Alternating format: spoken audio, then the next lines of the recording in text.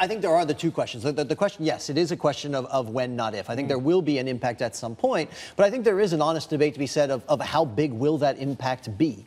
You know, when you think of trade, you know, the way I like to look at it, you're talking about the global financial crisis. You know, free trade is not about sort of a standstill in debt and investors not willing to buy and banks going bankrupt and countries going bankrupt.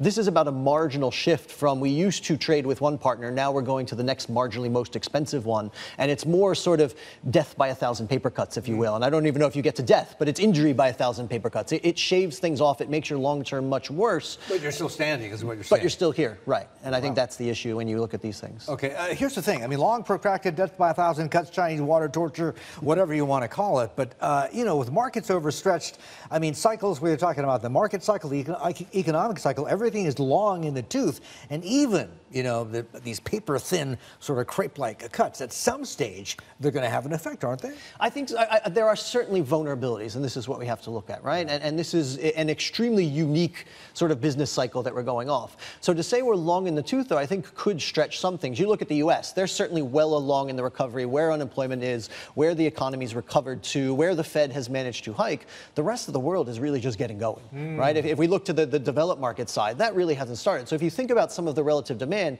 even if there are some sort of pressures in the U.S., you still have an ample amount of stimulus in the rest of the world. And the question is, can we handle dragging some of that out from Japan, from the Eurozone over the next year? You think yes? And I think we're reasonably okay. I think what it gets us to is, look, there is a sustainable pace at which we can do these things. What if the Fed overcooks it, though? We've got CPI and PPI numbers out later this week stateside. They're going to be pretty crucial to the dollar and also to yields. What if the Fed overcooks it just as the rest of the world is starting to get going? Well, and this is usually your recipe for recession, right? Yeah, so I think this is what we're all wary about. One, the Fed's only hiking 100 basis points a year. No one's talking about going even beyond that, and the market's still questioning. I think some of the move you've had in rates is the market finally realizing, you know what, they're actually going to hike in December. Maybe they can actually hike 3-4 more times, where there was a lot more debate on that before. So I think you have to take that pace into consideration as to the risks of what could happen on the back of that.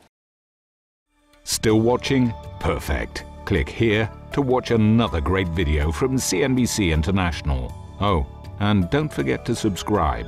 Thanks for watching.